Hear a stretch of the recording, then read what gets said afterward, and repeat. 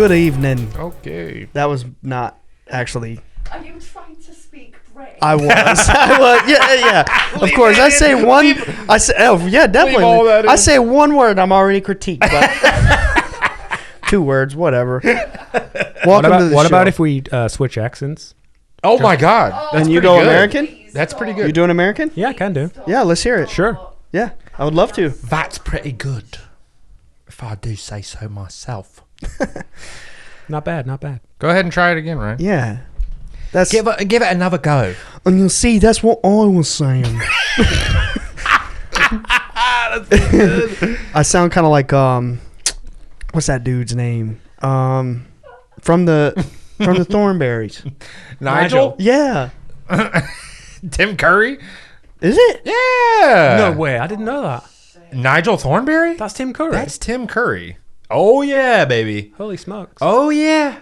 Dr. Frankenfurter himself. I The did not legend, the know goat. that. Pennywise. Pennywise.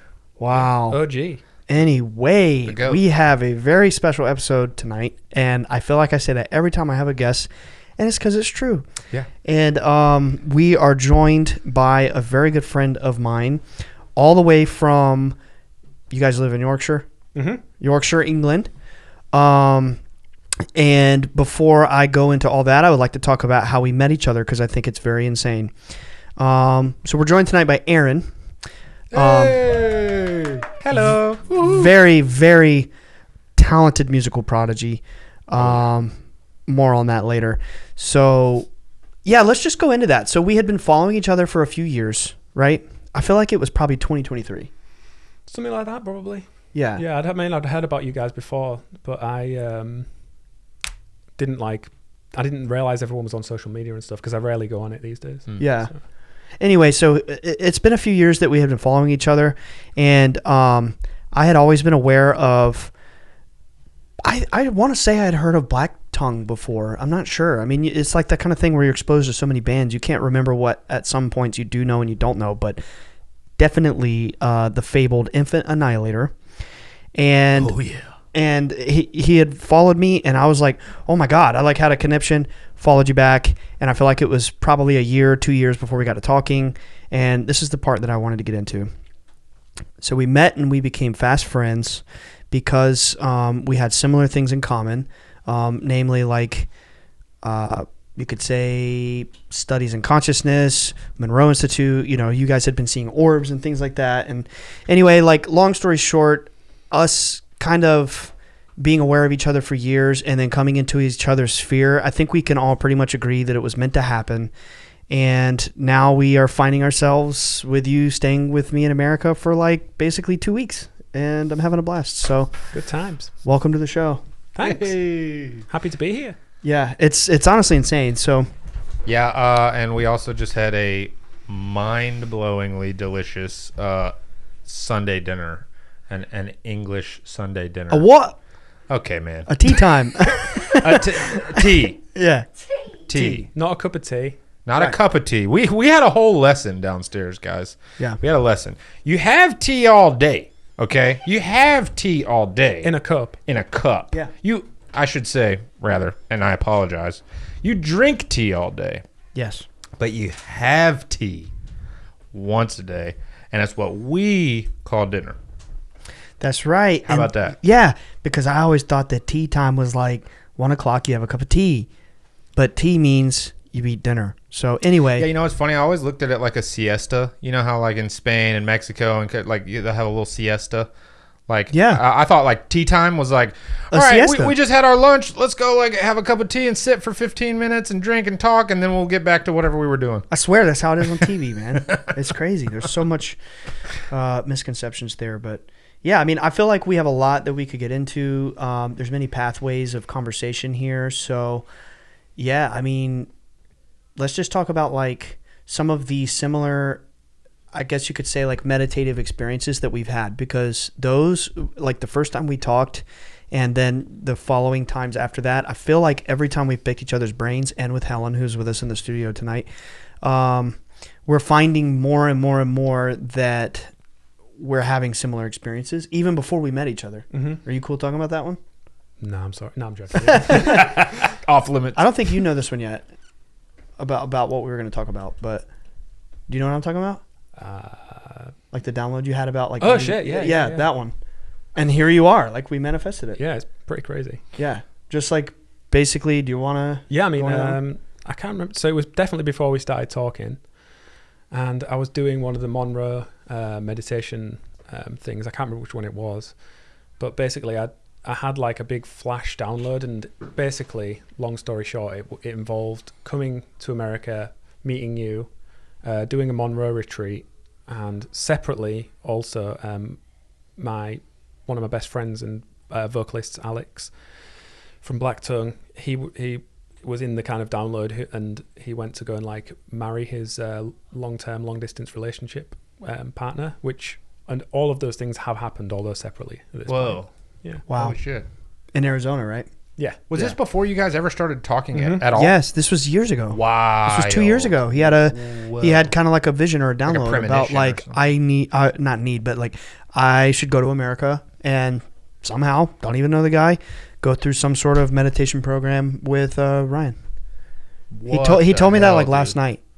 Really? You just found this out? Holy shit. I've still got the note on my phone that I wrote after the meditation. I was just like... Yeah. Do you typically do that when you do meditations? Yeah. Like take notes and stuff afterwards? Mm-hmm.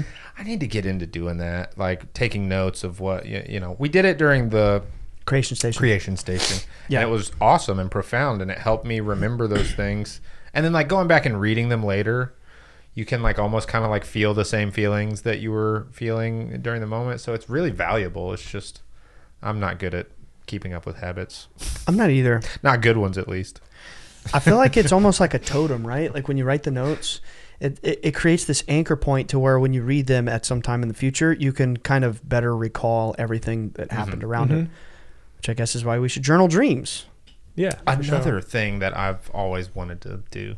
Yeah. Journal dreams. I always tried to get into the habit of it, but then like after maybe like 2 days, I'll forget to do it. And then the next day I'll forget. And then by the time I realize, I'm like, oh.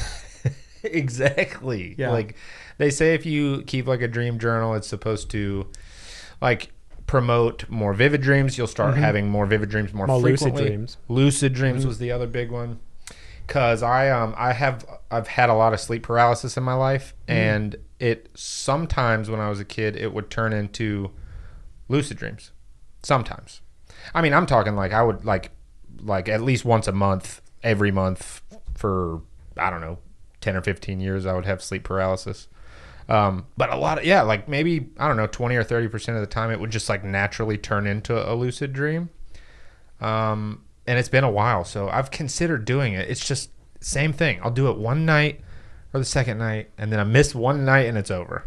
That's just reminded me of something, actually. Before I started getting into all of this like consciousness-y stuff, I was like a super like hardcore like scientism, like, do you know That's what a I mean? great way to describe it. Yeah, just like skeptic, but without actually being what the term skepticism means, just being basically ignorant. And anyway, but so it was during that time, I think it was probably about 20 or something, and I'd read about I think astral projection, but it was before I found out about Monroe or anything. And I remember finding like a forum thread or something, and it just basically said the best way to do it is to try to purposefully induce sleep paralysis. So I remember for a period of about a week, I was trying to do that, and then the one night that it finally worked, the sleep paralysis part worked. I was like, why the fuck have I done this? Why the fuck have I done this? This is awful. I can't believe you've done this. Yeah. And that just put me off for until this kind of stuff. Yeah. Was that the first time you had sleep paralysis? Yeah. Yeah. It's terrifying, man. I've had it like twice. It's pretty scary. And that's I used to have it like when we would have sleepovers and stuff. I'd be like playing Xbox because you guys know me by now. I'm not a morning person. You guys have spent like the last 2 mornings with me. I'm always the last one downstairs. Usually, I'm always up late. My brain doesn't want to slow down. I didn't know I had ADHD as a kid, and I was just like, I'd just be wide awake. He'd be falling asleep, and I'm like, well, I'm gonna be awake for a while, sitting there playing Xbox. And there have been many nights at my house as children that he would be like either asleep on my floor because he passed out, or he's like asleep on my bed and I'm in my chair or something like that. And I'd look over and he'd be on the floor like wigging out, and he would like wake up. He'd be like, "Oh my god, I just had the craziest sleep paralysis." So I'm like, "Yeah, bro, I was watching you twitching." Like it happened many times. Like he's not exaggerating. Like I've seen it with my own eyes. Like this kid was plagued. If that is one thing that I had to put on the line with my own life, I would say that he's telling the truth about sleep paralysis. Yeah, I mean, it's happened quite a few times, and thankfully I'm so happy. It's been like, I can't even tell you the last time I had it. Yeah. Honestly, at this point now, it's been at very bare minimum, like a year and a half, 2 years or something like that. Good. At least, but it came in all different flavors. Like sometimes it would be like, I'd be actually, oh my God, y'all will think this is crazy. The first time I ever had sleep paralysis, this is wild. You remember in, Two Towers. In Two Towers when Frodo. Well, I do. Of course, yeah. And Aaron and Helen do. I'm talking to Aaron, not Alex. Not Alex. I'm talking to, yeah. By the way, that's Lord of the Rings 2. Yeah. You remember in Two Towers when Frodo falls into the marsh? Yeah. And all of those like green spirits. Ghouls. Yeah. So the first time I ever had sleep paralysis, I fell asleep in my brother's room. I'm probably, I don't know, 10 or something. And I'm like, oh, my brother's staying the night at somebody else's house. I'm going to sleep in his bed. That'll show him. Yeah, exactly. Like stupid. I fell asleep in his room in the middle of the day, and I had sleep paralysis. My eyes opened, I thought. I see the entire room around me, the exact room, my brother's room, and it's normal, but then I can't move. And as soon as I realized I couldn't move, it was like they just all started materializing in the room, those green things. But they weren't from the movie. Yeah. Wow. But they weren't looking at me. They were just floating around, and then all at once they all looked at me, and they started coming towards me. And when one of them got kind of close, you remember like one of them's reaching their hand out and then they pull Frodo out? It was like that, basically. That's terrifying. It was really scary. But that's hell. That was literally just the first. No, that might have been the second or third time. But anyway, yeah. Speaking of like spooky, paranormal, Lord of the Rings themed things, Helen had a NDE that involved an urukai. What? Huh? I didn't say that. We might have to get you on the mic to tell that one. We're gonna have to make something happen here. That sounds super interesting. I need to hear that. What happened? Yeah. Can you hear me? Yeah. Can you hear? She picking up okay? Yeah. So when I was 16, I fractured my skull. Oh God. I was for some reason I was out with my mates. Who knows why? Sat on the top of my mate's car. My twin sister was going out with the guy whose car it was. He knew that I was sat on top of the car, and then he just started driving. Like as a joke? Yeah, as a joke. Did a really tight turn. No. So then I ended up flying off the top of the car. Oh, holy shit. That's traumatic. Yeah, and then the only thing that I can remember from that is my nose hurting because I was told that my brain had shook that much. But obviously when I did fall off and hit it. Yeah. I saw the white tunnel with loads of weird runes that were really faint, but at the end of the tunnel I could see a rusty arrowhead and a fucking urukai.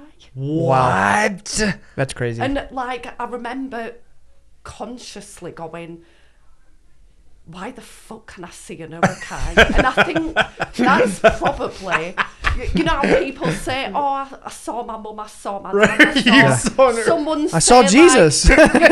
Someone say, you're not ready, you've got to go back to the earth. And I was just like, why the fuck can I see it a fucking up? Guys, we are so excited to tell you about our first brand deal with Stigma Hemp. We are so pumped to be working with them. These people are amazing. We've been working with them for a couple of months now. They have an amazing product. It's a family-owned business, and we really, really believe in the product. Ryan, tell them about some of the products that Stigma got. Yeah, so they got these delicious THC teas, seltzer waters, gummies. I would personally say they're the best gummies I've ever tasted. I would too. In my humble opinion. And that milligram is just that perfect dose to have a good night without all the, the freaky thoughts that gummies usually bring. No, but seriously, it's a great product. Josh is a great guy, the founder of Stigma Hemp, and I really am excited to partner with them, especially knowing that he is personally very interested in UFOs and the UFO space. And I just couldn't be more excited about it. Yeah, guys, they have CBD, they have THC, they have capsules, they have gummies, they have drinks. They have these awesome CBD and THC drinks that are 0 sugar, 0 calories, 0 alcohol. It's just pure either CBD or THC, and it's all in like relatively low doses, so it's manageable. It's a really, really good product. We've tested it ourselves many times. It's fantastic. They even have like sleepy time stuff that has melatonin. We really, truly, actually love this product. It's amazing. So we got a little special offer for our listeners. Yes, we do. Tell them about it, Ryan. Go to stigmahemp.com and use code BSS at checkout, and you'll get a nice little 30% bump off your price there. And, get you some tins of gummies and just have a good time with them. Stigmahemp.com, code BSS. Get that. By the way, Alex, Urukai are like probably the scariest things in Lord of the Rings. Disgusting. They're these. The armor is thick and the shields are broad. There you go. Exactly.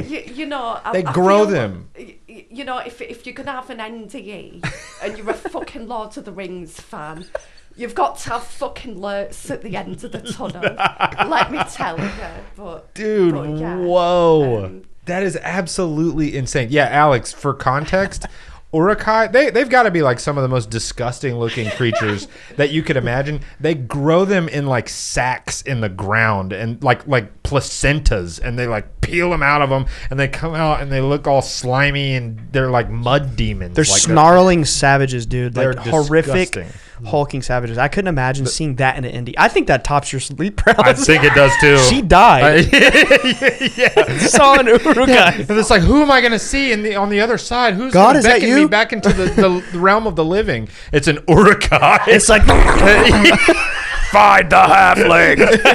Find the halfling. Yeah. Man flesh. What you smell?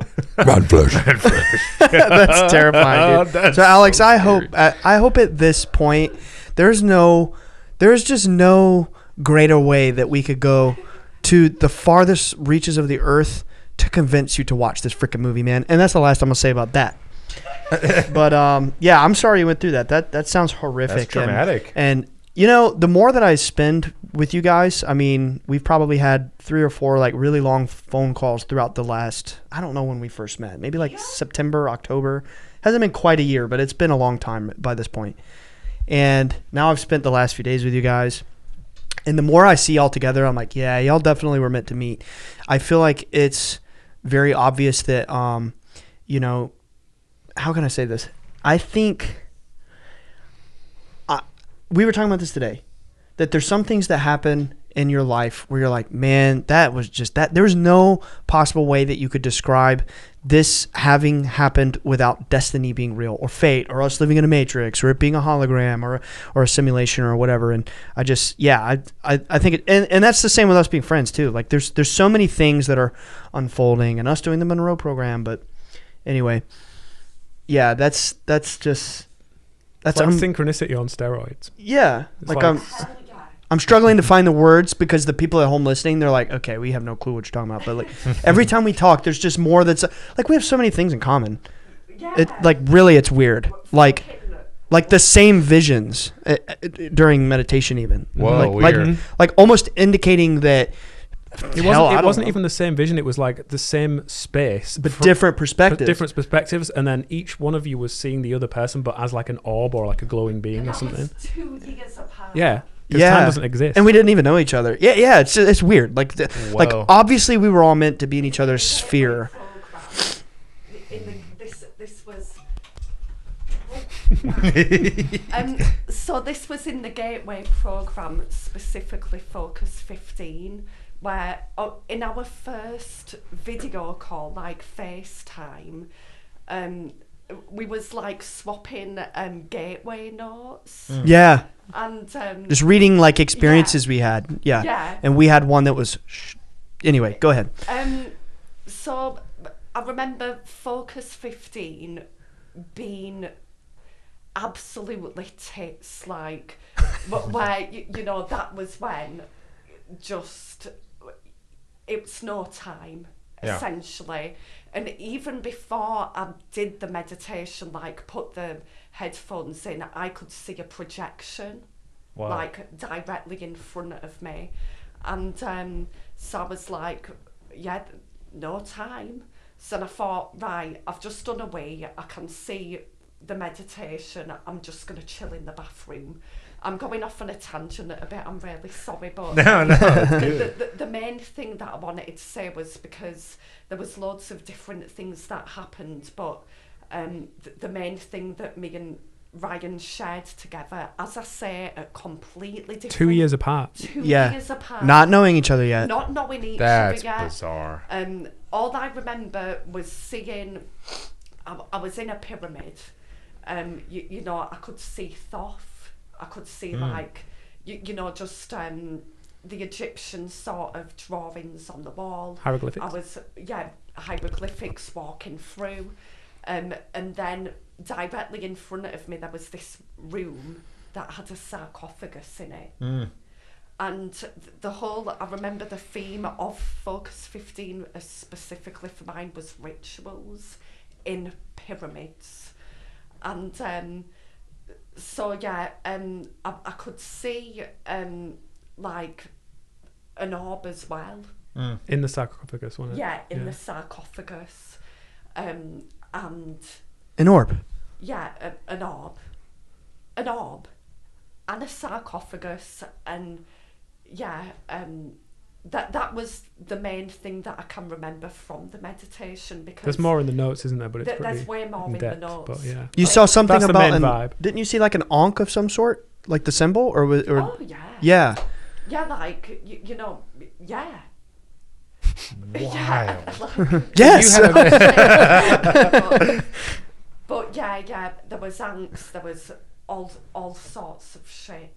Wow. I wish I could go into proper detail, but That's the main thing, because that's yeah, like the that- part that- that was Yeah, like, that's the premise of it. the main That's thing like the that- meat of it. And then, Yeah. so the first time we actually got on the phone, and I'm glad that we got into this too, because when we started the episode, it's kind of such a big story with so much little context that I was kind of trying, my brain was like, where do I go with this to bring, you know, the listener and you guys in on like this stuff that y'all hadn't heard about yet. And it's all kind of heading somewhere, right?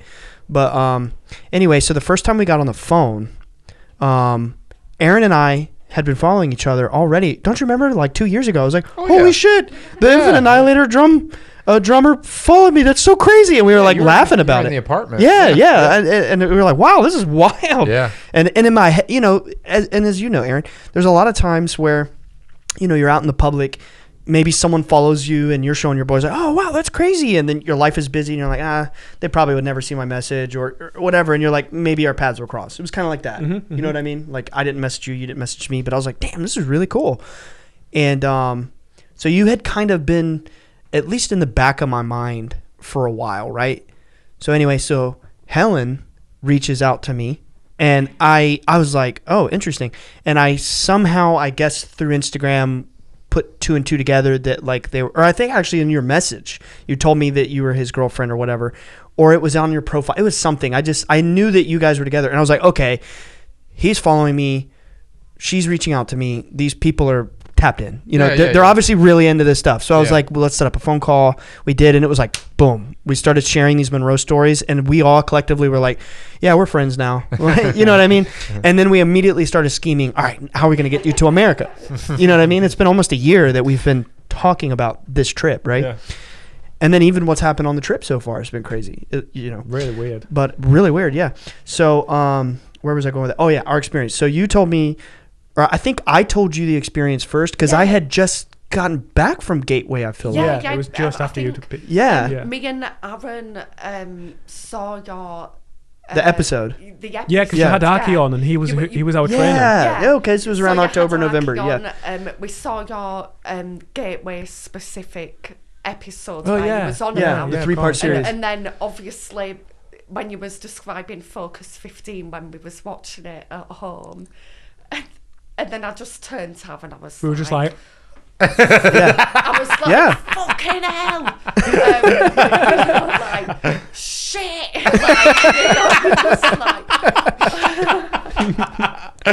That is wild. So Yeah, you so- had essentially the same. Oh, I'm gonna get into Oh, that. yeah, Yeah. yeah, So yeah. then, so we met, right? And I'm sure you heard me tell that story on the show because I did tell it, right? That Yeah. very story. But Yeah. I think okay, so it's I'm starting to remember a little more. I think we brought it up, and you were like, I had the same thing. So in my experience, it's like I was laying in the sarcophagus. I told it on I think Alan's episode, and I told it on probably Arky or Emily's, and then I told it on 3-part series. But I had this experience in Focus 15. Where I was just like, and it's very vivid, this experience. I'm laying in the sarcophagus. I have my arms up like Osiris, and I remember, yeah. and I'm just like inherently understanding that I'm not dying. I'm not being buried. It's a ritual. There's people standing around me, and at the foot of the sarcophagus, there's like a glowing being of light, and it was like giving me instructions. And she told me her story, so she basically had the same thing, except she wasn't laying in it. She was looking at a sarcophagus, and there was an orb in the sarcophagus. So we're like, what the hell? It's the same thing, and it's very specific. I've never met anybody else that had even. Not everybody's just like having Egyptian visions. Yeah, no. Everyone's having different things, and maybe they are having Egyptian visions, but you're the only person I've met that had that very same one, So Yeah. we were like, okay, this is really weird. Obviously, we're connected somehow, and there was an experience you had. I don't know if you can recall what I'm talking about, but one that you told me that you had. That I was just like, this is freaking insane. So fast forward a few months, we get to talking, and we're just like, all right, we got through the holidays, Christmas passed, and we got to talking again, and it's like, we got to plan an America trip, maybe in March, remember? We were like, maybe in the spring, and I think we talked in the spring, and one thing led to another, and you guys found out I was doing guidelines. I told you guys, like, I just booked guidelines. And you asked us as well. What? yeah, that's how it was. Yeah. You was like, oh, if you was going to do another Monroe course, not even thinking about us coming, he was just asking us which Monroe course we would just want to do. Yeah, like, what are you guys interested and in? Helen, and we were both like, and Helen was like, oh, maybe guidelines. And you were like, oh, shit, I'm doing guidelines. Just booked it. Yeah. Yeah. Yeah. And then we were like, wait a second. So they were When's like, that? are there any open slots? I was like, I don't know. I pulled up the website, and I was like, guys, it says there's 2. Aaron pulled out his phone. He's like, boop, I just booked it. And I was like, all right, well, let's just get on the phone in a couple of weeks and we'll figure out flights. That's exactly what happened. And here we are. So Kismet. yeah, it was crazy. So long story short, they flew in from England, staying with me about 10 days or something like that. And, we're going to do that program virtually from my house. So the 3 of us are going to be cabin fever. Yeah. And it starts tomorrow? Saturday. Okay, cool. Yeah. Wow. So interesting, man. And so I'd like to maybe pivot a little bit into the musical side of things, because I don't think that we could have you on the show and it be a very valuable use of our time or like respectful to your craft if we just don't even acknowledge Infinite Annihilator. It would have been kind of funny, but yeah, I get you. Oh, well, hey, I mean, I just want to say that, like, it's so crazy, man, because really I've been aware of you guys since 2016. I mean, I feel like you've probably... Oh, for sure. Yeah, that's Yeah. the second album kind of era. Yeah. Yeah. It's just always been its own thing, It's very extreme music, which I like extreme music. Mm-hmm. And I'll never forget the first time I heard the first song from you guys that I had heard, Soil the Stillborn. I'm like, what, dude, why does this sound so good? But it's so shocking. I mean, like, despite what anybody thinks, you guys stand out. You guys literally are set apart from other bands. You're like this crazy phenomenon. So I guess I'm just kind of curious, like, about how you got into this stuff. Like, what was your path? What were you doing before? What propelled you to get into making such, like, crazy extreme music, dude? How far back we talking? I mean, how far back you want to go? Let's start right at the beginning. I don't know. I think the most relevant thing probably would be, I remember when, because I was like 15 when like deathcore started to kick off, you know, like MySpace deathcore. Yeah. Like Bring Me the Horizon and all that kind of stuff. Their guitarist just recently followed me. Really? Bring Me the Horizon, yeah. No way. I sent him a message. He didn't respond. I'm like, well, this is why I don't send messages when people follow me. They don't always respond. So. This is why girlfriends should message. Yeah. Hey, I'm sorry. I know I just asked you a question, but I have to say, if it makes you feel better, if it makes you feel special, Helen, I'm not going to say who, just in case they're the kind of people that aren't comfortable with it, but an NFL player followed me, and his girlfriend also messaged me. Oh! And she was like, "We're really into your show." So like you're a part of a very niche, valuable thing. So I'm Aaron's life admin, but that doesn't mean I'll message you back. So you know, don't expect Please don't message shit my fiance. from me, people. But Get 'em. Oh shit! I'm not gonna say anymore. I don't want to piss anyone off. but you're fine. It's all good. So anyway, just thank you. If it wasn't for you, we may not have ever met because we're both probably similar, and it's like people are busy, whatever. But anyway, so back when you were 15, deathcore starts popping off. You're into Bring Me the Horizon. So I remember not so much with Bring Me the Horizon, to be honest, but like a lot of bands that were like getting bigger and like popping off and stuff. One thing that would just always really annoy me is like the kind of lighter melody kind of riffs. Like there was some bands that could pull it off and stuff, but that was like when I was super gatekeepery with like everything has to just be as heavy as possible. Like fuck a riff, let's just do a breakdown kind of vibe. And so yeah, I remember like back then I always wanted music to just be way heavier than it was. So I just started like making music that was solely breakdowns, basically. I mean, it sucks now listening back to it, but that's when I first started like writing music and like recording and stuff. I remember the first thing I recorded was literally using an electric acoustic guitar. No. Yeah, it's really bad. Wow. No way. Wow, that's incredible, actually. Through like a Boss Metal pedal or something. It was really, really Oh, I had one of those. Yeah. Did you like detune the mess out of it? It probably wasn't even tuned. I can't remember, to be honest. Just noise. 15-year-olds don't care about that crap. That's true. That's true. So yeah, I mean that's like sets the stage for it. But then like ever since then, I've always like wanted whatever band I'm in at the time. I've always like pushed it to like be less melodic and more heavy. I've grown a bit now, matured a bit since then. But yeah, I've always wanted to like just do the most extreme heavy music, but just my kind of definition of heavy has like evolved over the years. So Yeah. Yeah. The goalpost keeps moving. It's true because like, well, people like you, like, bands like Infinite Annihilator come out and they push the envelope for what heavy is. Yeah. And then they just set a new standard. And then you're like, okay, well now I wonder if we could get a little heavier maybe. Yeah. And then it just keeps getting pushed and pushed and pushed. And like, true. There are steps along the way where you're like, surely it can't get heavier than this, right? I thought so. Right, yeah. It's like we've reached the pinnacle, right? Like surely we've reached and it just keeps going. I honestly thought so. It never ends. And look, I promise you, okay, I'm just gonna say this. I told you this last night. Nick was obviously freaking out. You saw his live reaction. Alex doesn't even necessarily feel passion towards this music. Even he could recognize how good. And I'll keep it very brief, but I will say that we have now listened to 5 of the tracks of the new album. And I'm not blowing you smoke. I'm being very genuine when I say this. It is some of the best metal music I've ever heard. Thank you. Like it's exciting how good that shit is. I'm not just saying that. It's crazy. It's amazing. And it's like he's like, yeah, it's not really done yet. I'm like, what? Yeah. what? Like what? What are you? It is crazy good. Crazy good. Yeah. It's shockingly good. Yeah. So congratulations to you. Yeah. Maybe when it's out, we could do a follow up. We had already kind of talked about that today at lunch. That'd be awesome. But yeah, I would love to next time, because obviously it's not out yet, so people will just have to wait and see. But I would love to, when that comes out, we do like a deeper dive. You know what I mean? That'd be awesome. I'm very excited to hear the rest of it. It's unbelievable. The kid in me, and I'm sure the kid in you, never thought that we would have the privilege to like sit here with people like this and get to do this. This was like, yeah. I mean, I've always dreamed about like geeking about metal music with people who make metal music.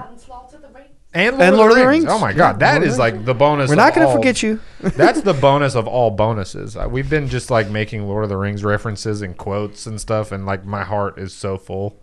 But yeah, it was so like within like seriously probably 5 minutes of meeting you guys yesterday, I was like, these are my coolest people ever. Yeah, I was like, these are the coolest people ever. Likewise. Yeah, like, but yeah, no, I always dreamed about like just sitting in a room dressed exactly as we're dressed right now. What do you mean? This is normal attire. Well, yeah, I just mean, casual attire. Don Mobler, the corn cobbler. Thank you for sitting here joined by the Exerd. And I'm a suck your blood. Wasn't that your name? Count, I'm a suck your blood. yeah. Parsnip. The parsnip drainer. Parsnip liquor. The parsnip liquor. I like that. Yeah, you are the parsnip liquor. I was licking them parsnips. I ain't gonna lie. I ain't gonna lie to you. They were so good. I'm going to suck your beep. Parsnip is where the bleep was. Yeah. Parsnip. Yeah, no, but anyway, like in all seriousness, man, it doesn't go unnoticed by me. Just like this experience of you guys coming here and us being friends, it's definitely a reality check for me sometimes. These kinds of moments, like, bro, the episode that just came out today was freaking this guy from Dragon Ball Z. Now we're sitting here, with the drummer of Infant Annihilator, one of the most like notorious. I say that in quotes. People who listen to metal, they know who that is. One of the most freaking notorious bands in the entire deathcore scene. That is literally like. Just a meme. Like, was it always your goal to like shock? Well, when we first started, we never even thought it would ever blow up or anything like that. Because we wrote the first album just to have fun, and just the shock value was kind of just for us, if you know what I mean, because we didn't think anyone would listen to it. That was just the fun part. Yeah, and then it kind of did blow up with the first video. And then we were like, well, we probably should just keep making it more and more extreme in every way possible. Yeah. Yeah. That's funny, man. I will say... The shock factor. And maybe it's because I've met you guys. Like, at Monroe, they like to say this concept of the blue paperclip. You guys heard about that one? I don't think so. Yeah, well, it's just basically the principle that, like, okay, blue paperclip... Now it's in your awareness, so you're going to walk around and you're going to see a lot of blue paper clips. You know what I mean? It's kind of like, or like, pink truck. Now you know about a pink truck, so soon you're going to see a pink truck. It's like sort of what your awareness is locked in on. It'll come into your focus or, your little slice of reality more often. I don't know if this is the case or if it's just because there's a resurgence in deathcore right now. I mean, Jimmy Kimmel had on Knock Loose. I feel like they just had Spirit Box a couple days ago. Right. Yeah. Gojira played at the Olympics. I genuinely feel that throughout the world, metal is just rising. It's just genuinely becoming more popular, It is. But in the last 6 to 8 months, I've texted you guys even a few of them. I've told you when it happens, or I've sent you maybe screenshots, maybe not, but I'll just be scrolling on the internet and I'm just seeing Infant Annihilator memes. Or even this. No, even this. I'll see, people covering the drums. Uh-huh. Or freaking, I'm doing this. That means blast beating. Yeah, of course. I know. It's the universal language. Yeah. For the viewer. But I'll be scrolling and freaking, it'll be some random... I'll be seeing some random song and I'll just drop down the comments and it'll be like Infant Annihilator drummer. I'm like, what the heck? Like, I just feel like it keeps coming into my awareness. You know what I mean? And anyway, I believe, obviously we were meant to be friends, but I feel like you guys are definitely on the rise as far as like the internet deathcore culture goes. So anyway, I guess to round out that thought is, you're going to, this is just my prediction if I may. And if, I'm going to be as nondescript as possible, but I think you're going to drop this album and it's going to be a mic drop and you're going to say, bam, motherfucker. And people are going to lose their minds at how good it is. Do you mind if I steal that phrase for the actual drop? You should. And just say nothing else. Yeah. The bam, motherfucker. Yeah, and just nothing else. When no you promotion. Yeah. Just be like, there you go. Dude, I'm telling you, People are going to lose their minds. Yeah. So it's groundbreaking stuff. It's fire. It's super super dope. it's epic. So anyway, You started when? What year? Infant. Yeah. I think we wrote the first. 2012? Well, that's when we released the album. It was 12-12-12. Oh, cool. oh cool. Numerology. I Were think you into that kind of stuff back then? Oh, No. I was a Yeah? super skeptic. Yeah, I know Yeah. you said you were like the, what'd you call it? Scientist? Scientism. Scientism. I like that. So then no, not at all. Not even, were you aware of like numerology and that sort of? Only to like mock. Do you know what I mean? Yeah. Like, So I was this just- keeps coming up. Like, where are we at now? Because that's something that I'm curious about, and we've been talking about this personally as friends, but Nick and Alex haven't necessarily been exposed to this conversation. I personally find it very fascinating just to see your journey play out in real time and kind of like know who you were then by what you're telling me and by reading your lyrics, and then just knowing you as a friend now. So like, you weren't spiritual. You were more or less, I don't know if atheist is the word you would describe, but you didn't believe there was anything. Mm-hmm. What was that thing that like pushed you towards kind of where you're at now, which is being into consciousness? You're going to the Monroe Institute. You've seen orbs, which I would love to hear some of your stories if you would like to share them. Like, let's just talk about like your awakening journey. I think it was a combination of things. I think it was, so I didn't see it when it came out, but a big part of it was the whole New York Times thing. 2017. Yeah, right? so it wasn't Yeah. then though. It was Right. like quite a bit after that. But I think that like popped up in my news feed or something, and I think that might have been the catalyst, because Which New York Times thing? the New York Times UFO The Tic Tac thing. the first time they Oh, acknowledged yeah. UFOs, like Yeah, the government. So yeah. that wasn't really a thing in the UK. That didn't really get covered here. So I found out about that super late. I think it was like right at the beginning of COVID, maybe, that I found out about it. And I remember being like, because I had the same kind of view of like UFOs and stuff as that I did with like consciousness-y type meditation-y stuff. I was just like, Where's the proof? It's all bollocks. It's just nonsense. Bullshit, yeah. So I remember coming across that, and I was like, wait a sec, is that like actually, I mean, I've got a bit of a different opinion on the guy now, but I was like, this guy's like super official, and he's like saying all this stuff, because I was still at that point, I was like, I need Big Daddy government to tell me that it's real, kind of thing. Do you know what I mean? Like, Right. so like Big Daddy government. so I was like, holy shit, there's this like official guy like saying that this stuff's real. I was like, it's probably not, but I'll look into it. And then the more that I looked into it, the more I was like, holy shit, like maybe it is. Like I didn't think, okay, this is definitely real. Mm-hmm. But I was just like, well, I think the thing that changed in my brain was if I was like this wrong about UFOs, what else was I this wrong about? So it kind of like in the back of my mind made me much more open to my aware of my immediate gut, like snap reactions to things, because that's the kind of thing that happens when you're when you're not really thinking, you're just kind of still a bit asleep, is you just have like these like instant reactions because they're not actually your own thoughts. It's just what you've been kind of conditioned to react like. Could Yeah. I just say one thing? Like, I was always really super spiritual when I got with Aaron, to the point where I'd be like handing him loads of amethyst crystals and black tourmaline when he went on tour, and he'd be like, no, I don't want to do no, that. It's all get bullshit. that shit away from me. You're embarrassing me, Mom. And I was just like, please, like, take them. It's You must protection. take them. Ron Weasley. But with Aaron, like, I'm not saying this as a dig, like, is one of those people, if he doesn't want to take the crystals, I'm not going to fucking take them. no, he's not.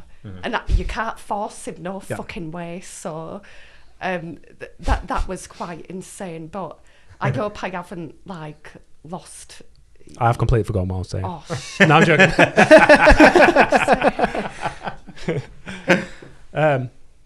No, I actually have. No, I haven't really.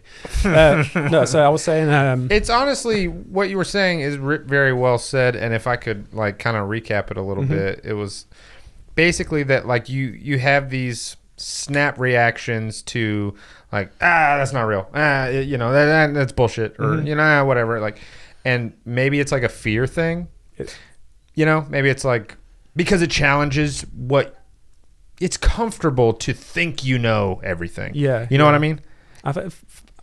My kind of view is it's like I feel like a lot of it is conditioning, purposeful conditioning. Yeah. In the form of like media and in all forms, like like on like talk shows or on movies or in movies or anything. If anybody mentions a UFO, they're automatically crazy. And like if it's like a talk show, for instance, someone will be like, "Oh yeah, I saw a UFO," and then this is before 2017. Everyone will be like, "This guy's a fucking idiot," kind of thing. Yeah. And that just over time, from being literally a baby and just being constantly exposed to that, makes it so that it's your own just natural reaction. But it's not really based on anything other than just basically parroting and copying what you've been seen on TV or whatever.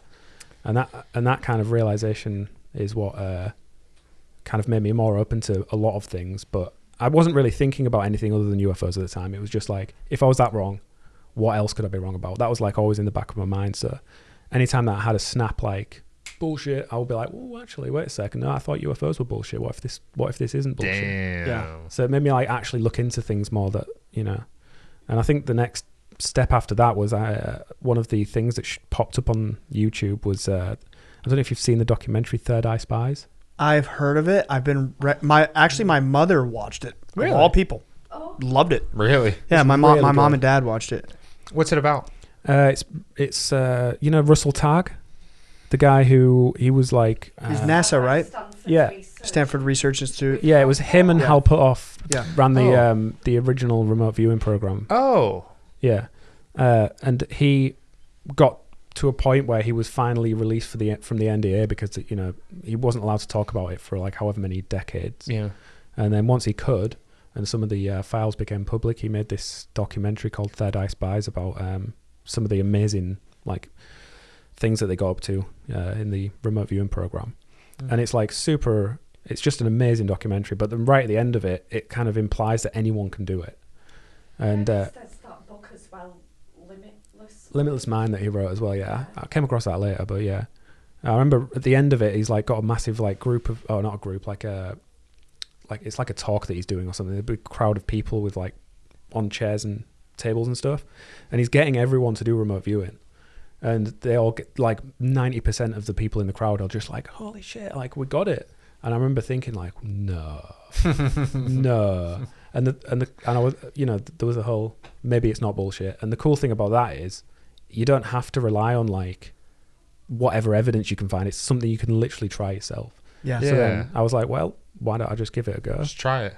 And I tried it. And the first time I tried it, it worked. So I was just like, what the fuck? And I was What'd you like, do specifically? Like, do you remember? I think it was, I think I found a remote viewing, like what's he called? It's like a website with Like it generates the targets for you. yeah, but it wasn't a generated one. It was one that just had a bunch of them. I think it's what's he called? Daz Smith. He's like It's ringing a bell, but he's like an English remote viewer. yeah, I'm not sure. So it's like a target. You don't see it. All you see is it's like a hyperlink that's a set of 8-digit number, Got it. and then you just choose one of those. And this is how I did it. I did a super like stripped down minimalist version of remote viewing where I'd just write the number and then just be like, right, what's it?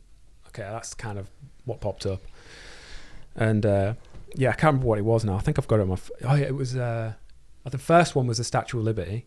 Nice. And I didn't draw the Statue of Liberty because A, I'm shit at drawing, and B, it was more like just elements of the image. So I remember it was like a star kind of shape that's like the silhouette. Yeah. And then I remember some clouds and then like another little shape. And it's not like a perfect drawing, but it's like how kind of remote viewing works a lot of the time is you'll get like different Elements aspects and elements of the picture, even if they're not like joined together properly. I don't know how it works. I don't think anyone does. But yeah, it worked. And I was like, no fucking way. I tried another one and that worked.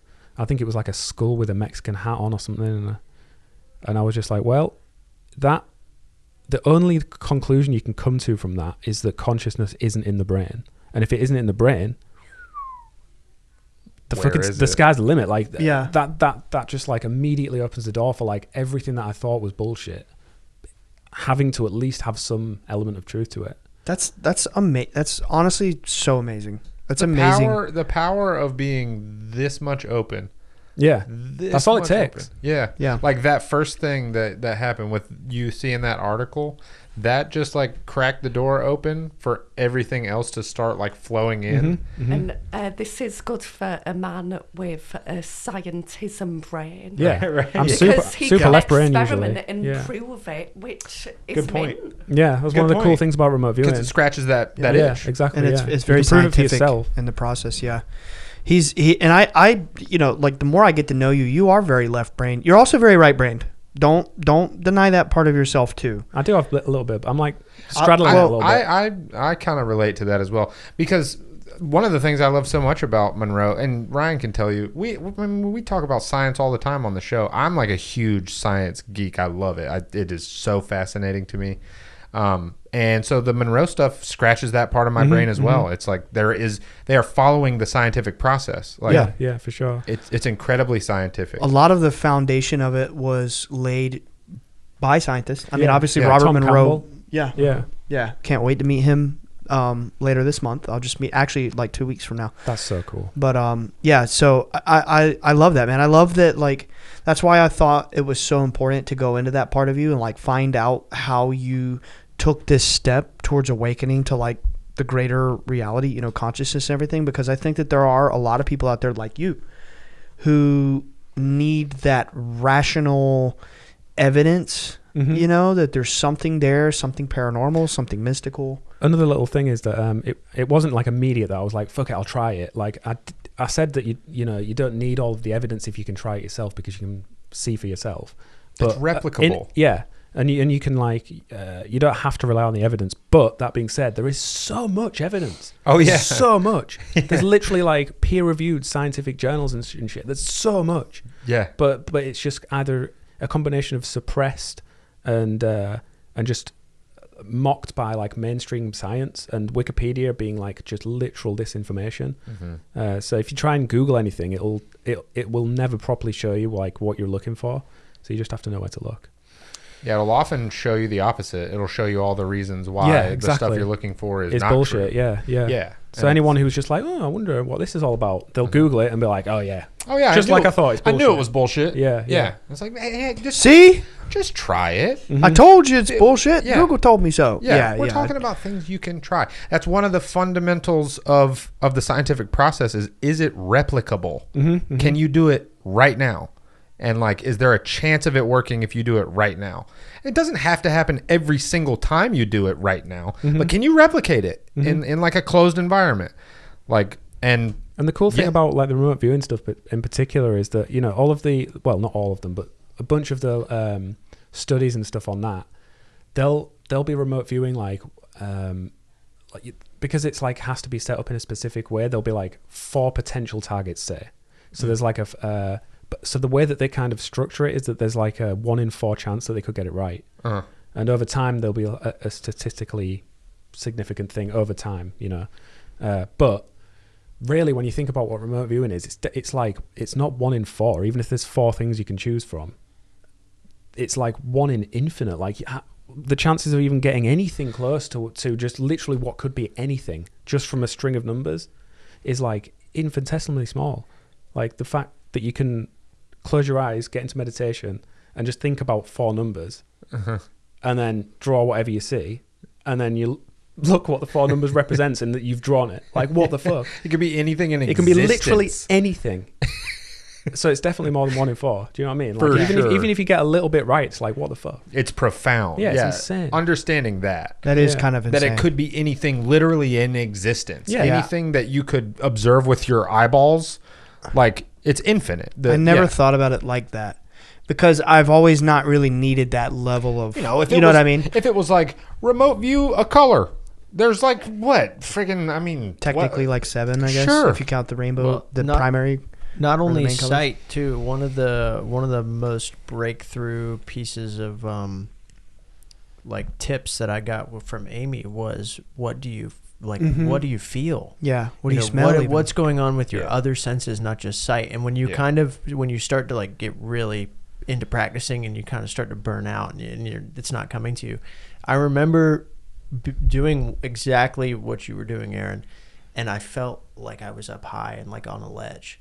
but I wasn't getting any visual. It just felt like I was a pie, and it turns out the photo was of a bridge. That's something that I still haven't tried. You're right. Like, I remember Amy telling us that, and it sounding like so profound to try to use your other senses, because I can't see things in my brain. But you can That's smell. yeah, Exactly. You can hear, you know. So one of the things for me, why it was like so mind-blowing, another reason why it was so mind-blowing, this whole remote viewing thing, is I have like mild like aphantasia. So like, I don't. Yeah. These people are my best friends. So like, I can imagine like stuff, but it doesn't look like a picture behind my eyes. So I don't see it. The concept of it is just there, and It's like how this is lime flavored. Yeah. It's like, this is like a mild suggestion of a lime, kind of. It makes you think about chemically induced. Right. It makes you think about kind of what a lime is like, but it's so extremely faint that it's not even like you're seeing. You're definitely not seeing it's it. just a concept right like somewhere, but it's not visual. But my point is that when I started doing, specifically trying to use like Monroe hemisync type stuff to make the remote viewing better, going from just being completely blackness behind my eyes, I would start like seeing flashes of actual images. So I knew that wasn't my imagination, because I don't see pictures in my closed eyes. So I was like, one of the things with remote viewing is you're supposed to like be able to filter what is it called, the noise. Yeah. You know, I know what you mean. I don't know the word for it. But Static or something. Yeah, like your monkey brain, you have to get that out of the way, because otherwise you might be just imagining things, and you don't want to be drawing what you're imagining. You want to be drawing the signal. Yeah.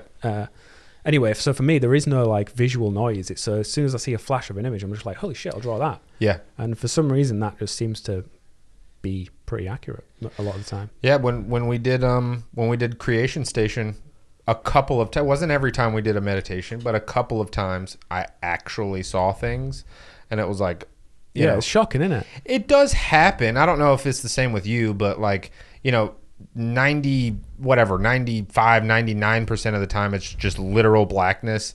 But then maybe like once a month or so, something will come through, and you're like, what was that?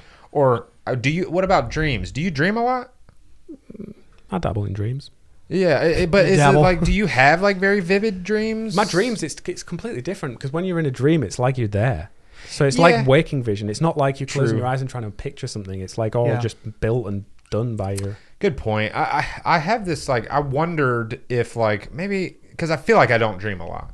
So I'm like, maybe it has to do with the aphantasia thing, but maybe it's that I need to try doing the dream journal stuff. You should try it. Definitely, yeah. Because I think I do dream more than I think I do. I just, we forget. I'm pretty sure everyone dreams every night. It's just you forget it like straight away. Within seconds. Yeah. Something that was recommended to me, I can't remember. It was one of my friends from Monroe. I don't know if it was Ignacio or who. Probably not. But something that they do to journal everything, they don't even write it down. They just pull up a note on their phone and they just talk to it and just jot it down. Like, you don't have to be like methodical and meticulous. Just capture it. It's a good idea. Like you do with music. Try it. Just pull up a note. Make little dream notes on your phone and just kind of talk to it. Yeah. Do you do that with music?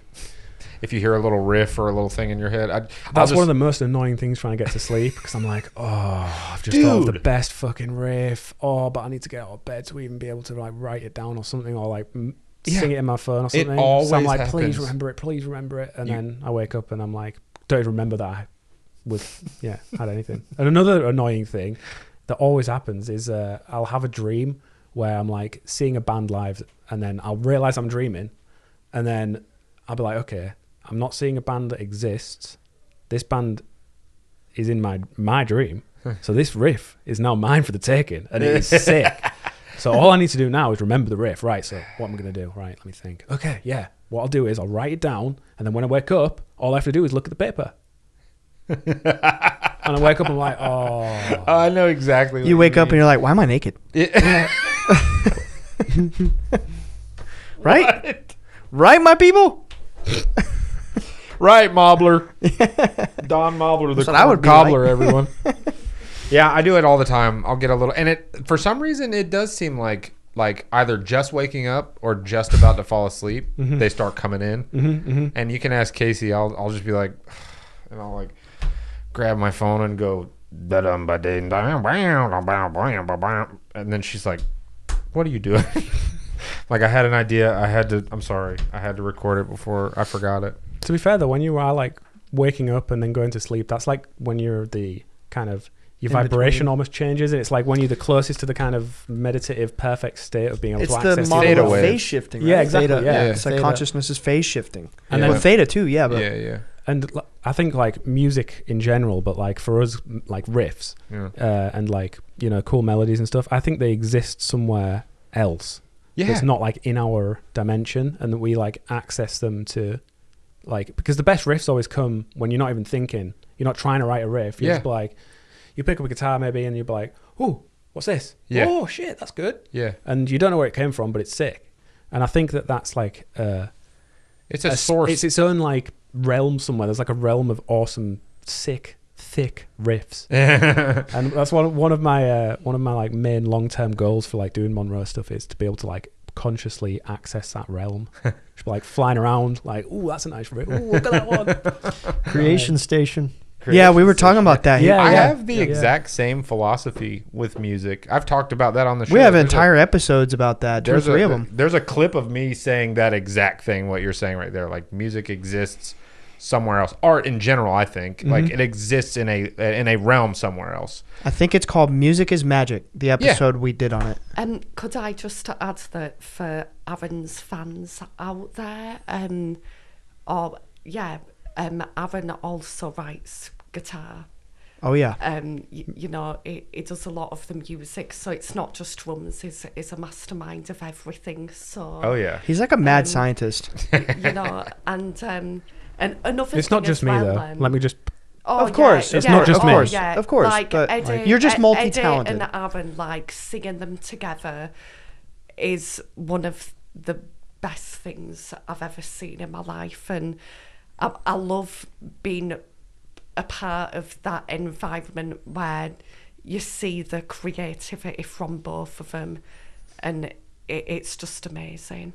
Yeah. It's cool vibes. It's fun. It's cool vibes, and you know, I don't want to go off on a full tangent, but there's definitely something to music. You know, I always used to say that, you know, what if Middle Earth is real? What if Skyrim's real? But you know, with Silmarillion, for example, you know, the world was created by sound, music, and you know, look at what we mentioned last night, Pythagoras. Yeah. About I can't remember what it is, but there's the specific. The harmony of the spheres. Yeah. Yeah. Yeah, and Sufism. There's And what is sound and music except vibration? Yeah. Which is Yeah, literally exactly. what this- Hinduism. All. Yeah. You know. Yeah. We talked about that in the cymatics. So I wanted to link this back to what we was on about, but I can't remember. Music is magic. That's Yeah. the It is, thing. it is. It is. Yeah, that's the truth. Like, And I also just think creativity in general is magic. I mean, Yeah. you know that, you know, especially when you do Gateway, they walk you through that. That's one of the amazing things about the Gateway Voyage is they cram you with information about the right versus the left brain, you know? Yeah. Like they made me watch a TED Talk. Did you guys have to watch that one? About the lady that was having the stroke? Oh yeah, It's we did see brilliant, that, didn't we? right? Yeah. I think we saw that at OBE Spectrum. Yeah. Yeah, Luigi well, it was showed us just brilliant. You know, it's a neuroscientist. You guys should honestly watch it. It's like 10 minutes if I can find it for you. She's a neuroscientist, right? She starts having a stroke, but the stroke was in her left brain, right?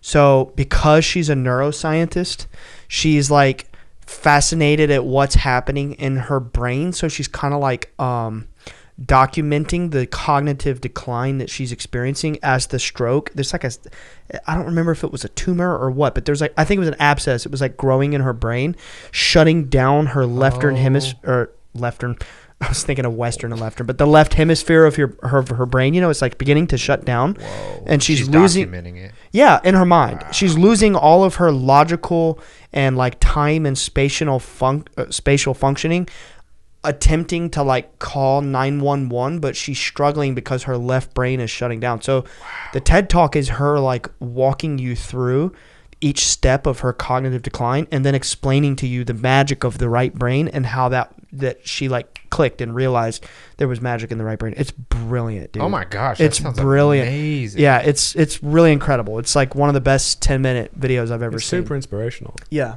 It's really deep. I want to see that. She ties it to like consciousness and stuff like that, but it's a TED Talk, so it's like super sciencey, you know, but oh my gosh, how fascinating, and what a unique perspective too. How many people could even be, well, oh my gosh, it's like, first of all, how many people does that happen to?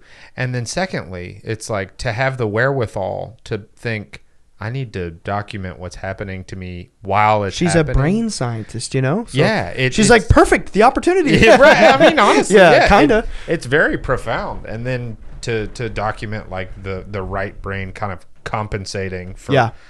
Wow, I got to see that. Her language is starting to fade. Her speech is slurring because her left brain is shutting down, and you know she's like struggling to even dial the numbers on the phone. And Oh, how sad. I think somebody at her office was like, "Oh my God, something's wrong. What happened to her? We need to check on her because she's been gone for hours." And she got kind of rescued, and she's fine. But really cool. So, yeah, I mean, it's fascinating stuff, man. Like the magic. I just think it's the right brain. It's creativity. It's art. It's it's emotion. I think it's a direct link to the ka. The soul. Like, it's a direct it you know, we have these like crude senses and these crude forms of communication that we think we're good at communicating. For all we know, we are.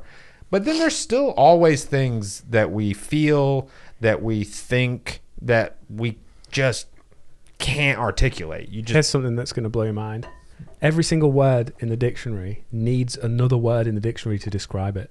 Mm-hmm. Yeah, exactly. Mm-hmm. Exactly. So it's just a big recursive loop. There's always an inherent limitation. I never thought about that. Actually, that's profound. It's an infinite feedback loop. Mm-hmm. I never once considered that.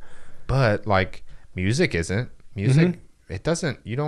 Nothing has to qualify it. Yeah. Art, Infinite. Yeah, art.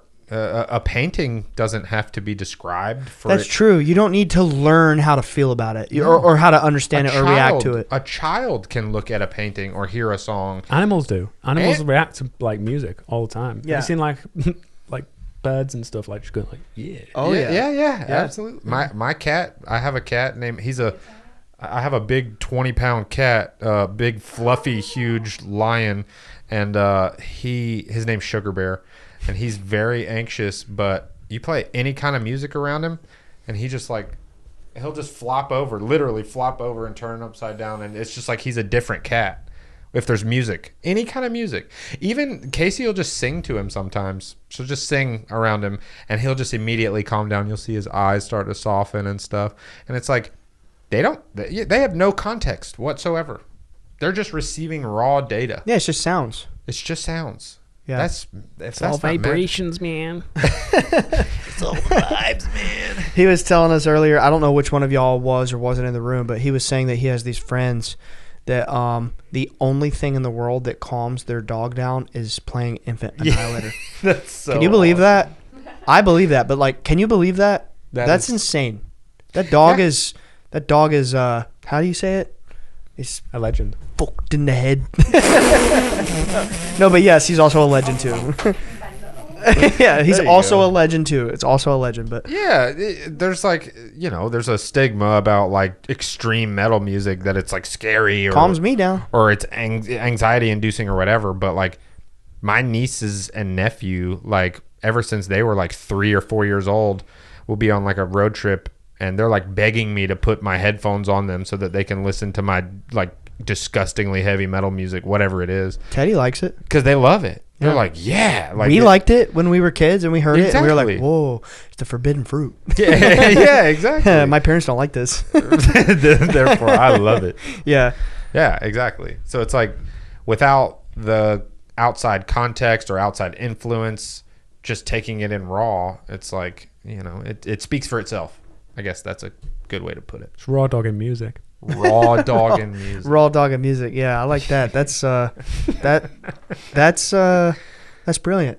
That's brilliant. That's brilliant. You're peppering that word in, huh? Yeah. I like. I recognize brilliance.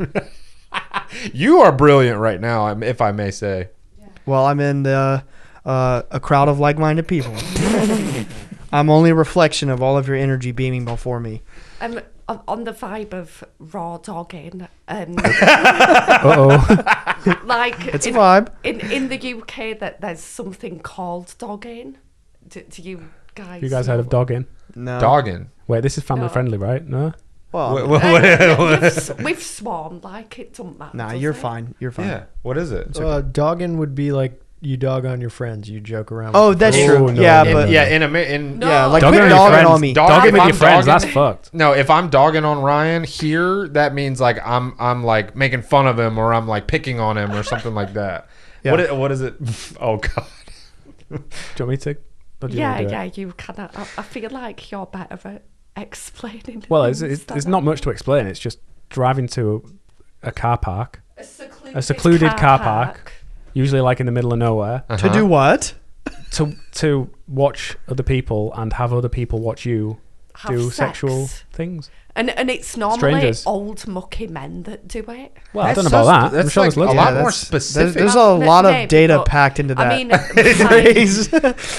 you know, It's I'm like not voyeuristic gonna type say stuff. Yeah, yeah, Oh, okay. yeah. Anyway, That's No, I don't think we That's use so that much the same way. that's so much more specific than I thought it would yeah, have been. it's very specific. I don't yeah. even know if there's like a term word for that. here. That would just be like Going peeping. to make out reef. It Yeah, would be like peeping or like Moving on. Yeah. yeah, moving on. yeah. I just I don't. yeah.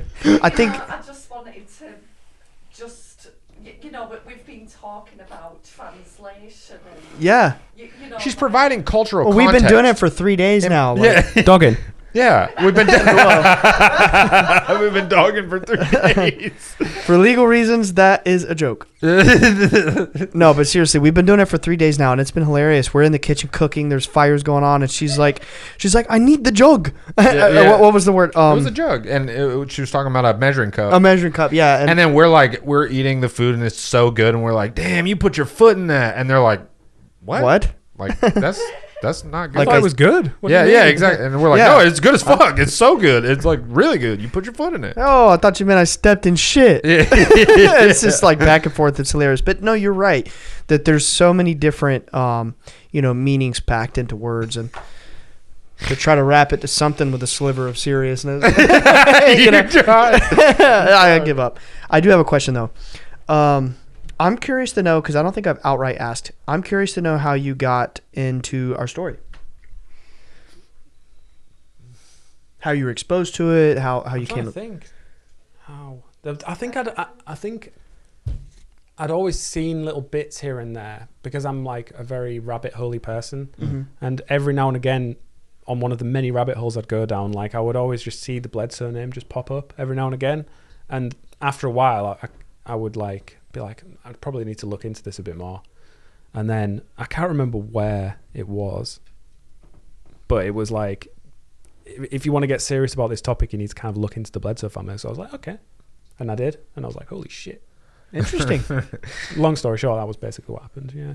Wow. Had you seen orbs prior to that, or you might not have known to look? I can't remember the exact timeline of it all. think that I'd had some experiences, but it wasn't like it was all kind of meditative experiences. It wasn't like out in the default reality kind of. Sure, yeah. Yeah. I think. But you saw orbs before we officially met, though, right? elderly. Oh, actually, I remember. When we was driving back from Yeah, no, I remember. Okay, let's go into It that. was around the whole drone orb. I Worldwide remember. thing that happened. It was around that time. I remember. We met somewhere around late October or November for the first phone call, and you guys were about to go on a trip to the Maryland site. Mm-hmm. The one, is this the same one that you were showing them the pictures of? Yeah. Yeah. Okay. And I don't remember. I feel like I just told you guys very minimally, like, look, you can see orbs. You don't need to be with me. You don't need to have any special, thing going on. Just like kind of look up and request. Didn't I say something like that? It was Just something along very those generally. lines, yeah. Yeah. And then we touched base again after their trip, and they're like, we got all the way there, 2-hour drive, had fun at this place, whatever. And then they were like, on the drive back, we saw them. while they were in the car. So Wild. it was like the first time we met, they were just like, boom, okay, we see orbs now. You know, which usually it takes a little longer. And the only reason is because I've come to realize now it's the belief in the individual. Absolutely. You know? Yeah. You guys were just ready. That's what your dad was telling me when we were 13. Yeah. You know, and like, you got to believe. He's like, it's, you know, if you don't believe, you won't see it. I feel like there's a bit of like a misconception in that kind of coming from someone who was like a big skeptic. I feel like that kind of way of thinking about it always kind of put me off it a little bit. And I think that's kind of by design a little bit. probably, yeah, You know? yeah. It's Like probably you got to do a little bit of of the work. You got to take that step towards the light, towards the truth, you know, but because for me it's like less, because I think I don't know if it's probably, I don't know how to explain this. Like it's not like you have to even believe in the sense that you're like, oh yeah, I believe that it's going to happen tonight. It's for me, it's less about believing it's going to happen and more about just not. Letting go. It's like kind of almost the opposite, where it's like it's not believing that something's going to happen. It's just not being completely closed off to it. You Believing that it could happen. Not even believing that it could, just not disbelieving that it could ever happen. Okay. Do you know what I mean? Yeah. it's It's just like being open to it. Yeah. Yeah, exactly. Yeah. That's exactly how my dad describes it. Yeah. Too. Yeah. Like, you know, just be open to it. The thing he always says is like, don't inject doubt. Doubt will push it away. Just be open. Just, you know, or like Monroe always says, I think this is genius. In fact, I would go to great lengths to say that it's brilliant. And they say, be curious. Yeah. You know, that's like one of their taglines, like, be curious, explore, you know, go find out for yourself. Be curious. Yeah. Why not? You know? Yeah, when we were kids, 12 and 13, I was very scared of this whole conversation at first, because I mean, it was super early into all of it. This was pre-2012, pre the lady, pre a lot of the spiritual context that we now, or really just most of the context. It was just almost raw all of it. experiences. It was really just the river experience and then just raw experiences at your house. Yeah. That was all that had happened. Yeah. And so for me, being like just a good little Christian boy at the time, never, you know, knowing about any of this stuff, it was scary. It was scary for me. Yeah. But I had the curiosity of like, well, I mean, they're all seeing it. Like, I want to see what's up. Like, yeah. But I was afraid. It's that forbidden fruit thing. You're Right. scared of it, but a part of you has that door slightly open. Yeah. Yeah. And so then every time, you know, I would talk to Ryan's dad, and he would just be like, you gotta let go. There's no reason to be afraid. You have to like just believe a little bit. You gotta like believe that. Be open to it. He said that so many times. Be open to it. Be open to it.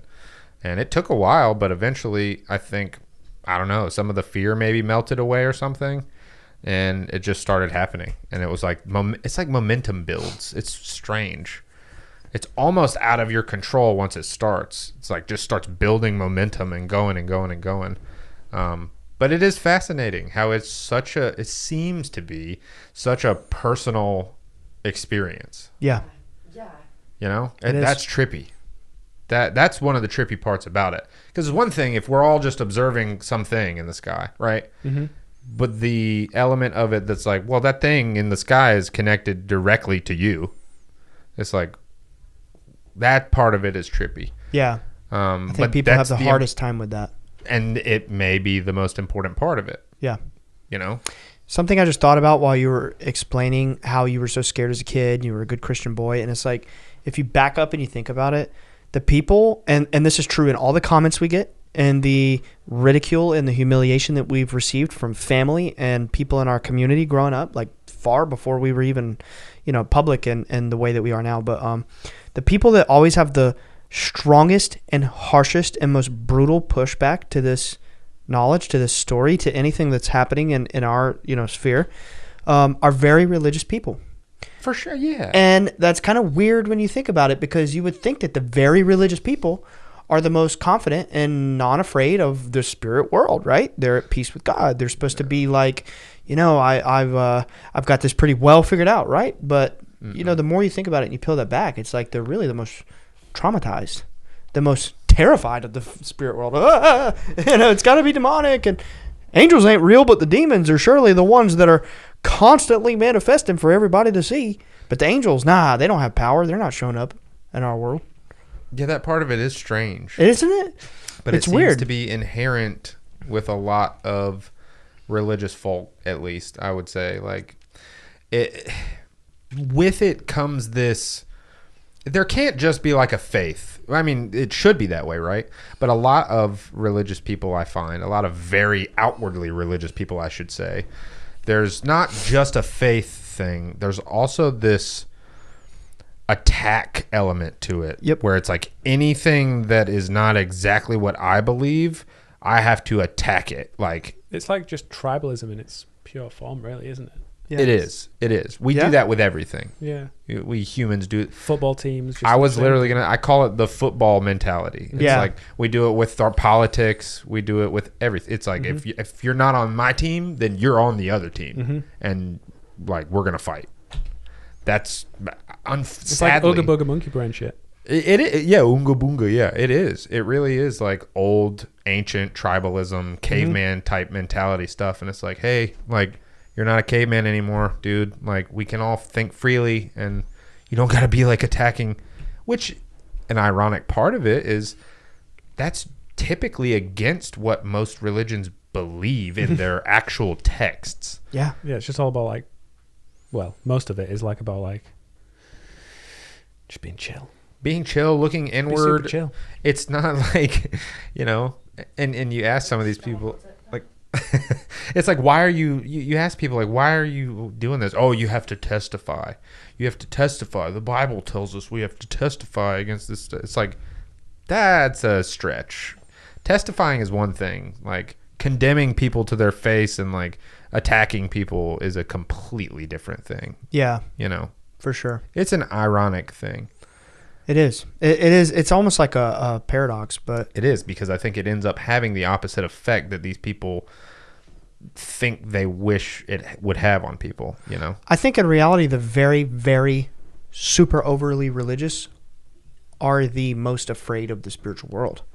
They're ever, and I know this from experience. I'm not like, I was this as a child and growing up, and then, you know, I started having these experiences and I broke free. But I feel like the people that are extremely overly religious in all of their communication with God in whatever form they imagine is constantly just like a request to escape damnation. Like, you know, please forgive me, please, you know, this, please that, or, you know, or it's the opposite, and it's egotistical and I'm a better Christian than you, but you know, and that's a whole other story, right? But anyway, that's a strange tangent, but I just kind of had a realization while you were telling that story. But No, it is fascinating. Can I just say, at least Infinite Annihilator, especially the first album, they call out like the religious, cult-ish, and paedophiles. Did I say C-U-N-T or C-U-L-T? Cult. Yeah. Cult. Yeah. Culty. I was like, oh God, did no, I you say said cult. We'll agree that you did. yeah, I definitely meant cult. You know, at least, no matter how extreme Infinite are, and you know, like, I think at the end of the day, that them highlighting really insane things that go on with religion, or not even religion now, fucking Jeffrey Epstein. Oh my gosh. You know, a client list and all that shit. Yeah. Oh, but didn't you hear that? None of that actually happened. Of course. According to the official reports. Never happened. That At didn't least exist. They highlight it in such an extreme way, and you know, even with the extreme band name, it's just one of those things where, you know, it's, you're rebelling against it by highlighting it, In a way, calling yeah, I them guess. out, I guess. But Yeah. See, that's an interesting perspective, because, and I'm glad we're going this way. I think it's a great place to kind of wind down and sort of. I think I'm on my Red Riding Hood era for the moment. Wow, actually. Red Corning Hood. Yeah. you look a bit like Assassin's Creed. Yeah. Assassin's Corn. Assassin's Cream Corn. Assassin's Cream Corn gets shucked and creamed. But you ever have dreams you're Spider-Man and you shoot webs Yes. all the time, right? Yes. One of my. I always have dreams where I'm shooting web. Yeah. One of my lucid dreams, actually a few of them, I think. What my first ever time that I lucid dreamed, the first thing that I did was shoot webs like Spider-Man. The first thing I did. Oh yeah, every time. The first time I ever lucid dreamed, I was like, I'm dreaming. I and literally- and then I was just like, I had a vivid dream the other night. I was beaming webs, and I woke up. I was like, I woke up. This was like the other night, and I woke up and I was like, I really do wish I possessed that power. You know, you do, to man. be able to just shoot webs, it would be You so do. sick. But like the Toby version. But Right, yeah. anyway, I'm glad we're. No, What's that? Oh no, we're here. We're yeah. no. I'm with you. Was it? I'm with you. Did I miss a transmission? Nah, man, we're just talking about how good you shoot your webs. Yeah, man. Yeah. It's getting real sticky at nighttime. Yeah, you're great at it. I'm talking about from my hands. Yeah, we are too. Well, I think that somewhere our wires got crossed. So I'm going to transition back to what we were fading into because I think that this does require some attention because obviously people don't tune into our show. We're not a metal show. We are a whatever we want to be. We have whatever guests we want to have. Nick and I are very passionate about metal. So we'll have somebody on who is into metal, you know. We're passionate about anime. We'll have somebody on who's into anime. We're passionate about video games. We'll have somebody who's been in video games. We talk about whatever we want to talk about. And there's a lot of our fan base that they don't give a shit about metal, okay? They're ordinary people. They're seeking very spiritual things. They're enjoying, you know, a wide variety of conversations that we're having with people. So I think, like, for those people at home, I'm just imagining they're finding Infinite Annihilator, they're Googling the lyrics, and they're like, what the fuck? They have gone off the deep end. So I was wondering if you had any sort of clarity to provide towards people out there who just Wouldn't don't understand. just don't get it. Yeah. Like, Well, what's the point? You know what I mean? Yeah. I mean, originally, before I was a lot younger when we started the band, basically, and originally it was just kind of, well, first of all, we didn't think that anyone would even listen to it, so it was just kind of, the mindset going into it was like, we want to write the most extreme music instrumentally as possible. You achieved that right from the beginning. Thank you. Don't know about that, but it was cool. It was a fun time. Anyway, the point is, the lyrics, we thought, you know, they should be, what's the most extreme, like, musically, we were like, what's the most extreme music we can write? And then lyrically, what's the most extreme lyrics that you can talk about? What's the most, like, brutal thing that there is? Yeah. Yeah. And, you know, the band name is the clue. So, you know. It's a clue. It is. Yeah.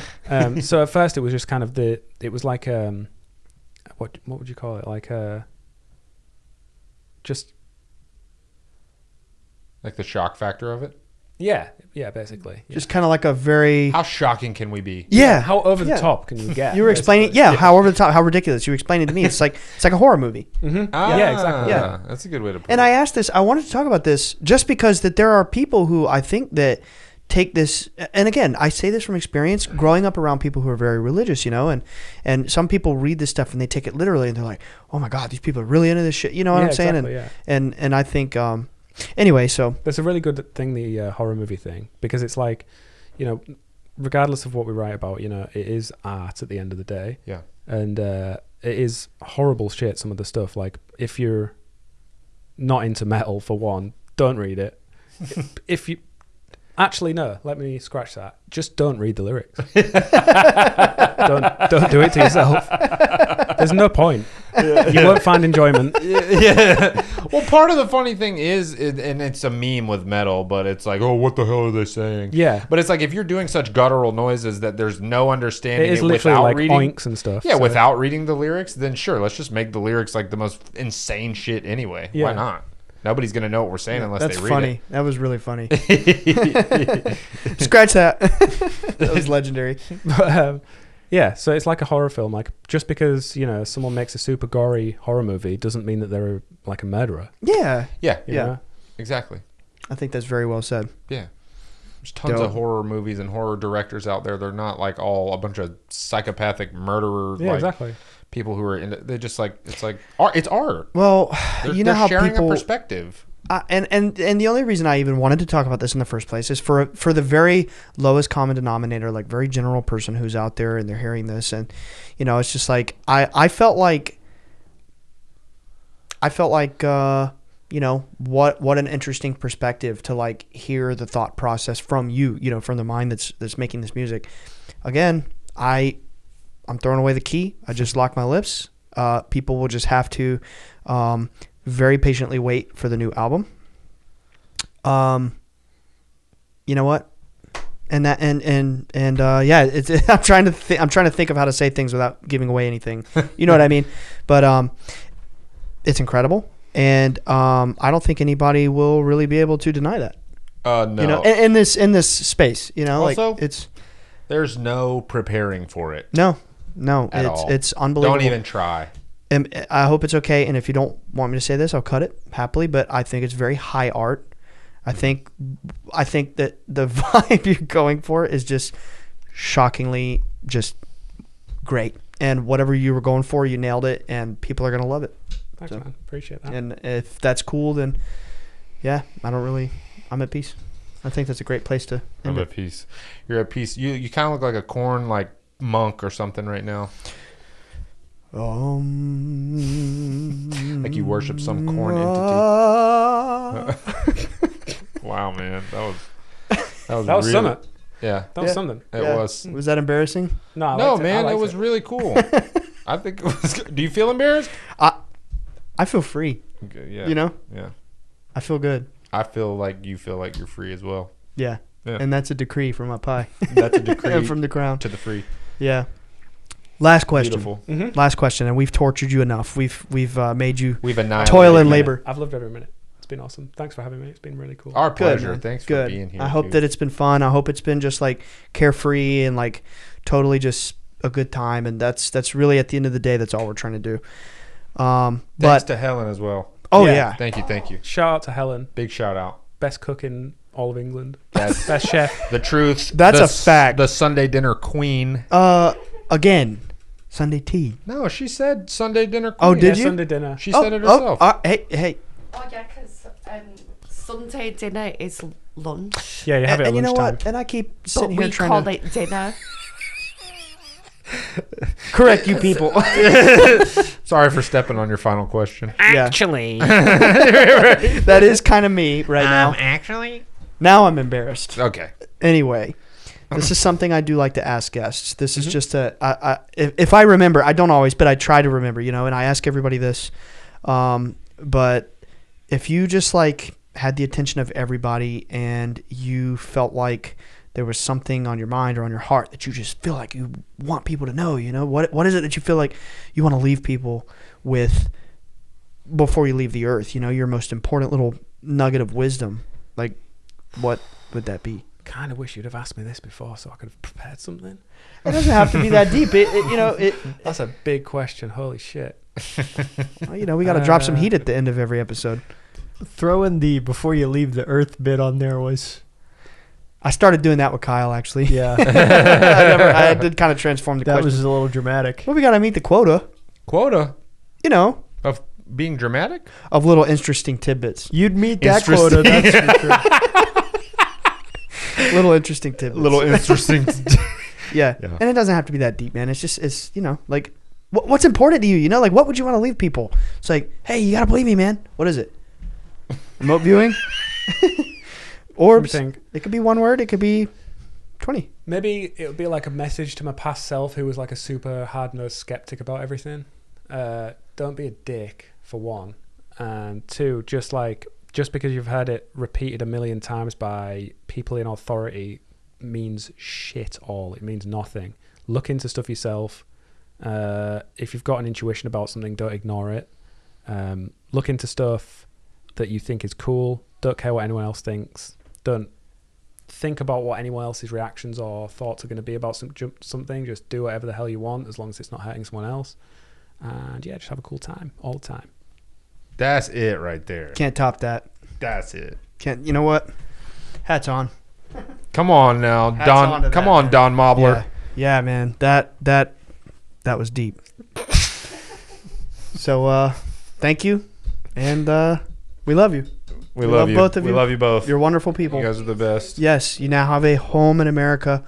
Well, in 2 states, I guess, but with your other friends. But anyway, here in North Carolina. You're part of our family. You guys are North awesome. Kakalaki. You guys are freaking awesome. Bye, guys. Bye, guys. What up, homies? If you like the show and want more, check out patreon.com/Bledsoe said so. This will get you exclusive weekly bonus shows and access to our Discord community with hundreds of open-minded people just like you. If you want to represent the show, go to bledsoesaidso.com for merch. We have t-shirts, hats, hoodies, and more. For all future updates, follow us on Instagram at Bledsoe Said So. Same time next week.